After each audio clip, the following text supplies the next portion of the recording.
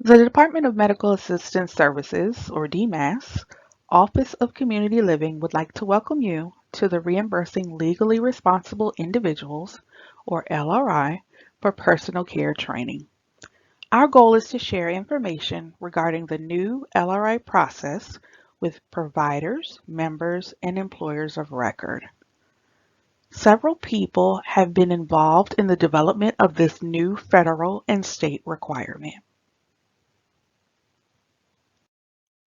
In this training, we will discuss frequently used terms. We will go over the purpose of the training. We will determine legally responsible individual guidelines and process. We will review some scenarios. We'll go over some forms and provide some valuable resources. Here are some frequently used terms referenced in this training. Member is the person receiving Medicaid waiver services and supports.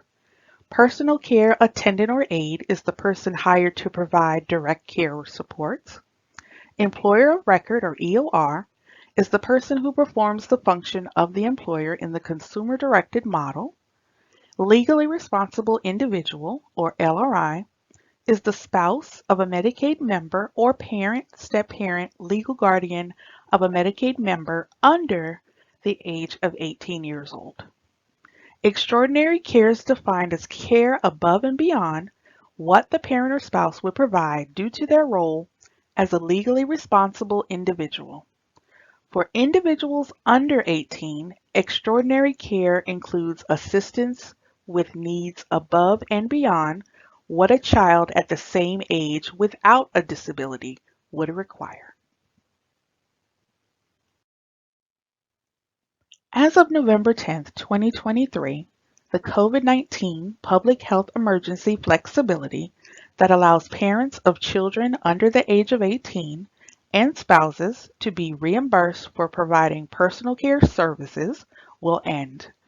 This change means all paid LRI caregivers of Medicaid spouses and minors under the age of 18 will no longer receive payment from the fiscal employer agents, or FEAs, under this flexibility. The purpose of this training is to assist service facilitators and personal care agencies on the new process of reimbursing legally responsible individuals who want to provide personal care services to members. Personal care services means a range of support services necessary to enable the waiver member to remain at or return home rather than enter a nursing facility, and that includes, but is not limited to, assistance with activities of daily living, or ADLs, access to the community, self-administration of medication or other medical needs, and monitoring of health status and physical condition. LRI Extraordinary Care. In order to demonstrate and maintain person-centered care practices, all Medicaid services provided must be in the best interest of the Medicaid member. In addition, the member must be given the freedom of choice in their care. The following guidelines apply to the new LRI program requirements. LRIs of Medicaid members may be reimbursed for providing personal care services when no one else is available. This applies only to the Community Living, or CL, Family and Individual Supports, or FIS, and CCC Plus waivers. Children who receive personal care through EPSDT do not qualify. EORs will have to show their recent efforts to hire an attendant and demonstrate no one else is available. Recent efforts is considered within the last 6 weeks. Please note, there are no program requirement changes for parents who are the paid aide or attendant for members who are over the age of 18. It is important to remember some key LRI guidelines. In many cases, there are some other waiver services that may assist in supporting the individual outside of LRI caregivers. Some examples include alternate in-home services, and community engagement from outside providers. Legally responsible individuals, or LRIs, may be reimbursed for providing personal care services for up to 40 hours per week. They are exempt from using EVV, or electronic visit verification, if they live with the Medicaid member. They may only perform activities of daily living, or ADLs. They must document the tasks performed during each shift using the DMAS 487 LRI form. They may not be reimbursed for respite care services. LRI employers of record cannot be another legally responsible individual of the minor, and they must live within a 50-mile radius if the Medicaid member is a minor.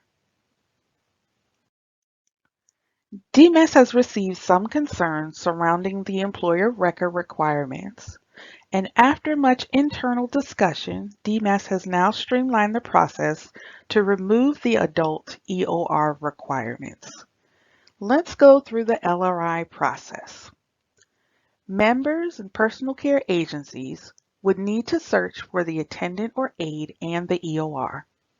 Once it is determined and documented that no other option is available, the EOR and the LRI will fill out the LRI Extraordinary Care Form. Personal Care Agency will complete the form for agency-directed services. The EOR will submit the form to the service facilitator for verification. The service facilitator or personal care agency will review the form for verification and revise the plan of care form, which is the DMAS 97AB if applicable. In some instances, based on the member's care needs, 2 plans of care may be required. One will be specific to the LRI, the other to the non-paid caregiver. Service authorization revisions will not be required until the renew date. For example, if a member is authorized for 40 hours, a non-LRI caregiver may be available for only 10 of those hours. In this example, a paid LRI may be able to provide the remaining personal care. In this case, there would be 2 plans of care, one detailing the care the non-LRI attendant or aide provides, and the other specifying the care that the paid attendant or LRI provides. The service facilitator or personal care agency will submit the forms to the Managed Care Organization Care Coordinator, Community Services Board or CSB, Support Coordinator or DMAS as appropriate. Representatives from the MCO, CSBs, or DMAS must review the documents for accuracy and attest this is the option that is in the best interest of the member as well as meets their needs. Once reviewed, signed documents will be returned to the service facilitator or personal care agency. MCOs and CSBs must send completed LRI Extraordinary Care Forms to the DMAS CD LRI email box.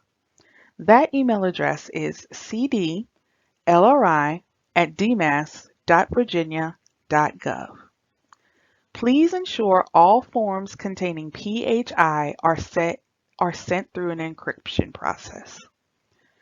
This process notifies the fiscal employer agents or FEAs of the LRI attendants who may be reimbursed to provide personal care.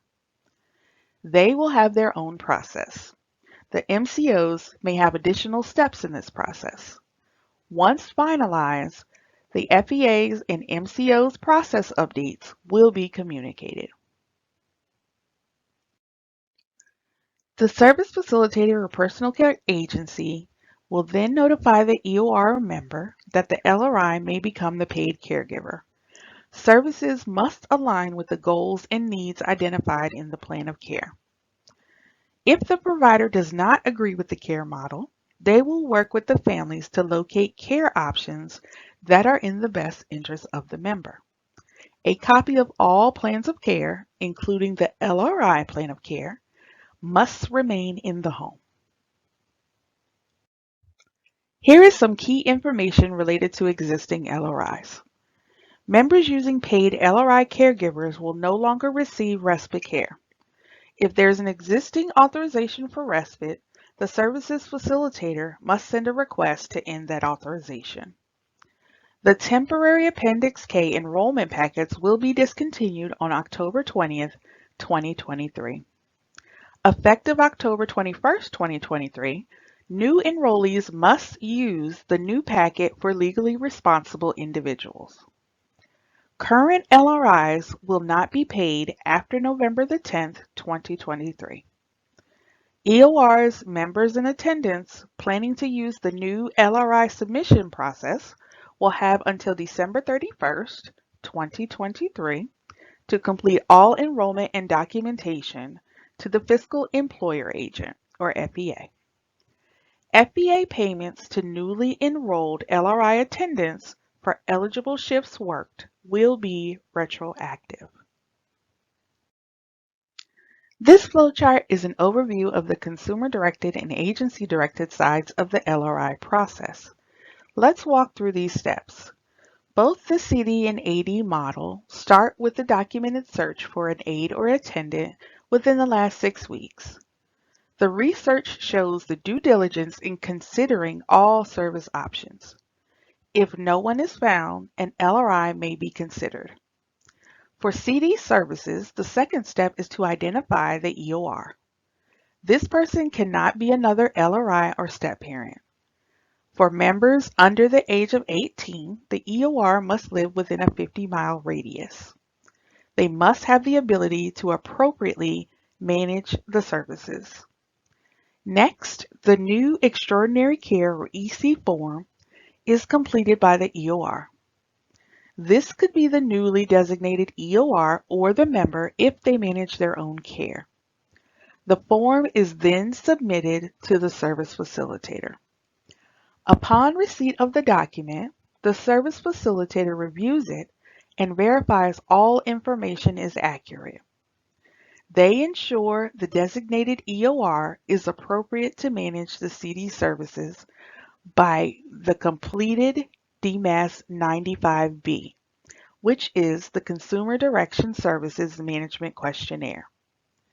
The service facilitator works with the family to complete the LRI Plan of Care. The Extraordinary Care Form and the LRI Plan of Care will then be sent to the designated case management entity to continue the process. For agency-directed services, after conducting the search for the aide and determining no one else is available, the personal care agency will complete the EC form. Next, the agency will work with the family to complete the LRI Plan of Care. They will then send the document to the case management entity that will continue the review and documentation submission process. As a quick reference, the case management entities are listed here. LRI documentation reviews will be completed by the CSB support coordinators for DD waiver, care managers for CCC Plus managed care, and DMAS for the CCC Plus fee-for-service waiver. In both the CD and AD models, the case management entity reviews the Extraordinary Care Form and LRI Plan of Care. If they agree with the documentation, they must also attest that using an LRI is in the best interest of the member. The case management entity then sends the completed EC form back to the service facilitator or agency and also sends a copy to DMAS using the cdlri@dmas.virginia.gov email address. As a best practice, the document review, determination, and submission period should be 10 business days. If there is an existing personal care authorization, there is no need to end that authorization. If there's an existing respite authorization, this authorization will need to be ended because under the new process, members using paid LRIs do not qualify for respite care. When it is time for a new service authorization, The service facilitator or agency must send the authorizing agent the extraordinary care form and all other required service authorization documents. As a reminder, the LRI plan of care is developed to identify tasks to be completed by the attendant or aide. The member may have two plans of care when there is a paid LRI. Let's look at a couple of scenarios. This is Susie. She is 12 years old and lives at home with both her parents. She is receiving services through the CCC Plus waiver. She is authorized for 56 hours of consumer-directed attendant care. Mom is the paid LRI caregiver and Dad is the EOR. In order to comply with the new program changes, will the family need to make changes to the existing plan of care?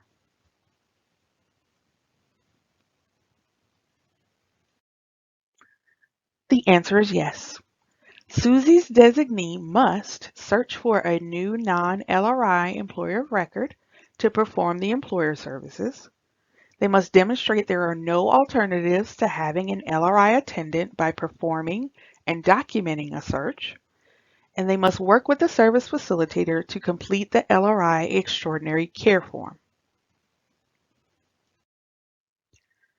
This is Matthew. He likes the nickname Matt. He's on the CL waiver and is 22 years old. He loves living at home with his dad, stepmother, and little sister. His dad is the paid LRI caregiver and his stepmother directs the services as the EOR. Under the new LRI requirements, will this family need to find another caregiver? The answer is no. Since Matt is over the age of 18, there will be no changes needed. The new LRI program rules do not apply to this family. The following forms must be completed when the LRI is the paid caregiver: the new LRI Extraordinary Care Form, the new DMAS 487 LRI Consumer Directed Attendant Documentation Form for Personal Care, and the DMAS 95B Consumer Direction Services Management Questionnaire. Providers should review all completed forms to ensure they align with the member's needs and goals identified in the plan of care. All required LRI forms will be available on the DMAS website. This is the new LRI Extraordinary Care Form. The purpose of this document is to demonstrate the extraordinary care needs of members using paid LRI caregivers. This form may be used for both consumer-directed and agency-directed personal care under the CCC Plus, family and individual supports, or community living waivers. This form is to be completed by the employer of record or agency and submitted to the provider for review. There are different sections to assist in detailing the member's extraordinary care needs. Instructions for each section of the form will also be available on the DMAS website. It is important to ensure the form is fully completed and contains all required signatures. This is the new DMAS 487 LRI, which is the Consumer Directed Attendant Documentation Form for Personal Care. This form is used to document activities performed by the paid LRI caregivers. This is the DMAS 95B. This document is used to demonstrate whether the designated EOR is appropriate to manage the services. If there are any Child Protective Services or Adult Protective Services concerns, please remember additional resources regarding mandated reporting may be found on the Department of Social Services and Department of Aging and Rehabilitative Services websites. You can find resources like frequently asked questions and all required LRI documents on the DMAS website. For additional questions related to this training, please feel free to email us at CD LRI at dmas.virginia.gov. And as always, thank you for your participation and continued support.